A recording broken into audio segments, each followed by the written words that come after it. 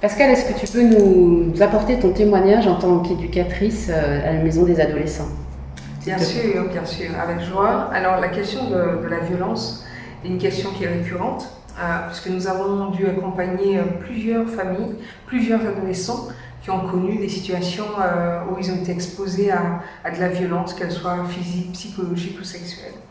Et j'ai en mémoire cette histoire de cet adolescent qui a été orienté par son école, où l'infirmière nous appelle et nous dit voilà, on vous confie telle personne, est-ce que vous pouvez l'accueillir? Alors cette adolescente effectivement nous appelle et pendant un ou deux entretiens nous la recevons avec bienveillance, on l'écoute, essayant de ne pas stigmatiser sur le fait qu'elle n'aille pas à l'école, qu'elle ne se réveille pas, en tout cas essayant de voir qu'est-ce qui ne va pas. Alors au fur et à mesure des séances on découvre que c'est une gamine qui ma foi n'est pas contre l'école et intéressée par la tâche scolaire. Elle a des projets, mais simplement elle passe par une phase difficile, elle n'a pas envie de se réveiller, elle ne se réveille pas, elle passe du temps sur les réseaux sociaux, elle dort pas beaucoup. Et de là, on décide aussi d'explorer son environnement, puisqu'on découvre que c'est une gamine qui, comme je disais tout à l'heure, elle n'est pas contre la tâche scolaire, elle a des projets, et elle nous confie qu'en fait, au sein de sa famille, sa mère est victime de violences conjugales. Et donc, c'est une situation qui la peine, en tout cas qui la touche beaucoup. Et on fait un lien direct, bien sûr, entre ce qu'elle vit à la maison et forcément ce qu'elle exprime à l'école et ce qu'elle exprime auprès de ses professeurs qui témoignent d'une gamine qui ne va pas bien. Donc de là, nous prenons rendez-vous avec la maman et qui avoue, qui confie, on va dire plutôt, le fait qu'elle est abusée, qu'elle est violentée par son ex qui est encore présent, qui fait des années-venues dans la maison, même s'ils ne sont pas tout à fait ensemble, ils ne sont plus ensemble, mais qui fait des années-venues. Elle n'a pas encore fait de démarche réelle parce qu'elle a peur du corps du raton, mais elle a peur aussi de son agresseur, elle ne sait pas de quoi il est capable par rapport à sa famille, par rapport à ses enfants, donc elle a peur. Et nous lui proposons vraiment de l'accompagner, vraiment en mettant en place un filet de sécurité, de sauvetage, j'ai envie de dire, pour l'aider à sortir de là. Donc on peut dire dans ce cas de figure que c'est quelqu'un qui voulait mais qui ne pouvait pas. Ce n'était pas le fait de ne pas vouloir, mais qui ne pouvait pas, comme bien des victimes qui n'ont pas la force, qui ne peuvent pas, qui n'arrivent pas, parce que pour différentes raisons, qui n'arrivent pas à s'en sortir et qui ont besoin d'aide et d'être accompagnés à en sortir.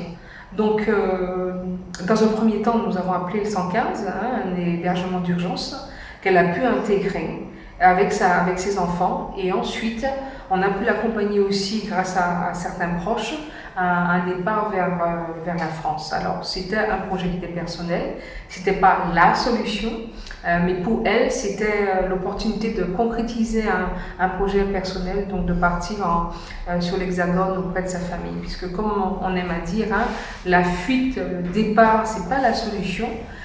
Puisqu'il ne s'agit pas de fuir, mais il s'agit de permettre aux personnes qui sont victimes de garder leur vie, de garder, c'est pas à elles de couper de tout, j'ai envie de dire, c'est pas à elles à payer le prix d'être victime, mais c'est comment les accompagner sur le territoire à surmonter cette épreuve-là, à surmonter la perte d'estime de soi, la perte de confiance qu'on a de soi, et puis l'idée de se dire que c'est pas nous qui sommes fautifs. C'est pas moi la fautive, mais c'est pas moi la fautive, c'est pas moi, je suis une victime.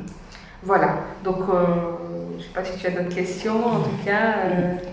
Alors en fait, ce qui apparaît dans ce témoignage, c'est que la violence qui est commise sur cette femme, sur la mère, oui, a des répercussions sur la fille. Complètement dans la plupart des cas.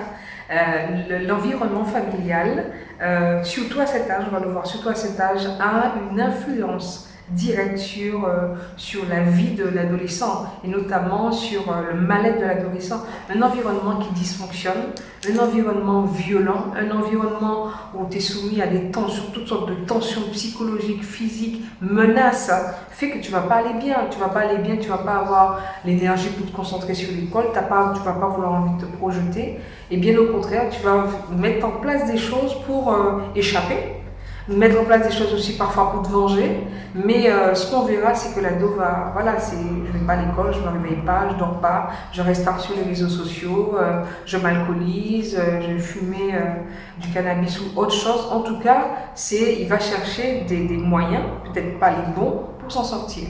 Et c'est comment on va accompagner aussi l'adolescent à se réapproprier sa vie.